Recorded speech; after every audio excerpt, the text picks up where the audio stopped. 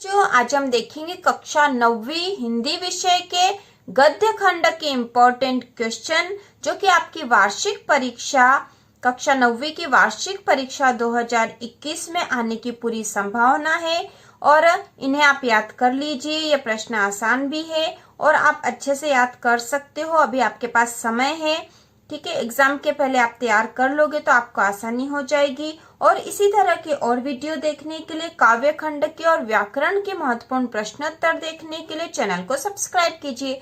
तो चलो बच्चों शुरू करते हैं।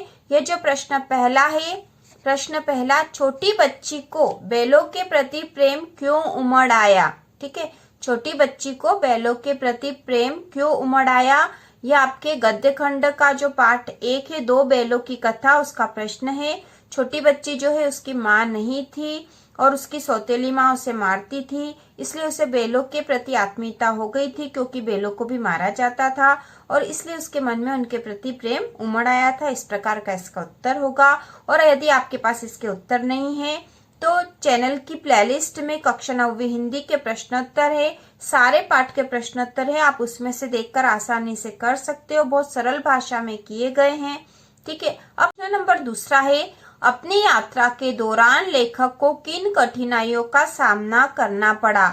यह आपकी पुस्तक के अध्याय 2 जो कि गद्य खंड का पाठ 2 है, ल्हासा की ओर, उससे लिया गया है, जिसमें लेखक जो है राहुल साकृत्यायन तिब्बत की यात्रा पर गए थे। अब प्रश्न नंबर जो तीसरा है, किस घटना ने सालिम अली के जीवन की दिशा को बदल दिया और उन्हें पक्षी प्रेमी बना दिया। तो यह पाठ भी, इस पाठ के प्रश्नोत्तर भी चैनल की प्लेलिस्ट में है बच्चों। यदि आपको इसका उत्तर नहीं आता हो तो उसमें से आप देखकर लिख सकते हो। आसान भाषा में आपको आसानी से याद हो जाएगा कि किस घटना ने सालिम अली के जीवन की दिशा को बदल दिया और उन्हें पक्षी प्रेमी बना दिया, जो कि उनके बचपन की एक घटना थी। अब अगला प्रश्न नंबर 4 है, आपकी दृष्टि में वेशभूषा के प्रति लोगों की सोच में आज क्या परिवर्तन आया है। ठीक है, तो यहाँ पे जो है प्रेमचंद के फटे जूते वाले पाठ से प्रश्न है क्योंकि उसमें उनकी वेशभूषा के बारे में बताया गया था। और यहाँ पर इस प्रश्न का उत्तर आपको अपने अनुसार लिखना है। इस तरह के प्रश्न एग्जाम में आ सकते हैं क्योंकि इस बार आपका कोर्स चेंज हो गया है, एनसीईआरटी का पाठ्यक्रम लागू हो गया, तो कुछ प्रश्न ऐसे हो सकते हैं जो कि आपकी रचना और अभिव्यक्ति से संबंधित हो सकते हैं। जैसे इस प्रश्न में भी आपकी दृष्टि में वेशभूषा के प्रति लोगों की सोच में आज क्या परिवर्तन आया है, इस बारे में बताना है। तो आप अपनी सोच और समझ के अनुसार आजकल वेशभूषा पर कितना ध्यान दिया जाता है और आज वेशभूषा के प्रति लोगों के दृष्टिकोण में क्या परिवर्तन आया, इस बारे में आप लिख सकते हो। ठीक है, अब अगला जो प्रश्न नंबर 5वां है, हरिशंकर परसाई ने प्रेमचंद का जो शब्द चित्र हमारे सामने प्रस्तुत किया है उससे प्रेमचंद के व्यक्तित्व की कौन कौन सी विशेषताएं उभर कर आती है। ठीक है, तो यहाँ पर हमें बताना है कि प्रेमचंद की कौन कौन सी विशेषताएं थी जो उस पाठ में बताई गई है। ठीक है, अगला प्रश्न है, सावले सपनों की याद शीर्षक की सार्थकता पर टिप्पणी कीजिए। ठीक है, सावले सपनों की याद शीर्षक की सार्थकता पर टिप्पणी कीजिए। तो यहाँ पे उसके शीर्षक की सार्थकता बतानी है कि यह शीर्षक उचित है, सावले सपनों की याद, और यह जो है सालिम अली के जीवन पर आधारित है, उनके बारे में इसमें लिखा गया है और उन्हीं के सावले सपनों की याद यहाँ पर बताई गई है। अब अगला प्रश्न है, लेखक लंगकोर के मार्ग से अपने साथियों से किस कारण पिछड़ गया। ठीक है, लेखक जो है लंगकोर के मार्ग में अपने साथियों से किस कारण से पिछड़ गया था, यह हमें यहाँ बताना है। और यह प्रश्न जो है ल्हासा की ओर आपके गद्य खंड का जो पाठ 2 है उससे लिया गया है, जिसमें जो लेखक है राहुल साकृत्यायन, वह लंगकोर के मार्ग में अपने साथियों से पिछड़ गए थे क्योंकि उनका घोड़ा जो है बहुत धीमी गति से चल रहा था। अगला प्रश्न नंबर 8वां है, कहानी 2 बैलों की कथा में बैलों के माध्यम से कौन कौन से नीति विषयक मूल्य उभर कर आए हैं।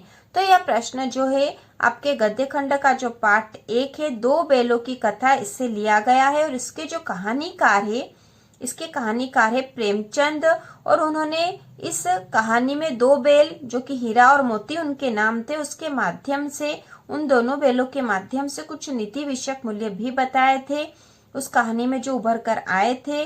तो इस प्रकार हमें यहाँ बताना है कि कौन कौन से नीति विषयक मूल्य कहानी में उभर कर आए थे। नंबर 9 है, कांजी होश में कैद पशुओं की हाजिरी क्यों ली जाती होगी। ठीक है, कांजी होश में, ठीक है, कांजी होश में कैद पशुओं की हाजिरी क्यों ली जाती होगी। तो यह प्रश्न भी जो है आपके गद्य खंड के पार्ट 1 दो बेलों की कथा से ही लिया गया है, जो कि इम्पोर्टेंट क्वेश्चन है। अब जो अगला प्रश्न नंबर 10 है, उस समय के तिब्बत में हथियार का कानून न रहने के कारण यात्रियों को किस प्रकार का भय बना रहता था। तो यह जो प्रश्न है ल्हासा की ओर पाठ से लिया गया है। इसके लेखक जो है राहुल साकृत्यानन है। यह एक यात्रा वृत्तांत है जिसमें लेखक जो है तिब्बत की यात्रा करते हैं। वे भिखारी के वेश में तिब्बत यात्रा पर जाते हैं और उस समय जो है तिब्बत में हथियार का कानून नहीं था, जिससे यात्रियों को अपने मौत का डर बना रहता था, उन्हें कोई मार भी सकता था, रास्ता बहुत सुना था। इस प्रकार का इसका उत्तर है और यह सारे इम्पोर्टेंट क्वेश्चन है, आपको एग्जाम के लिए अभी इन्हें याद कर लेना चाहिए। इसी तरह के और वीडियो देखने के लिए काव्य खंड के और व्याकरण के महत्वपूर्ण प्रश्नोत्तर के लिए चैनल को सब्सक्राइब कीजिए।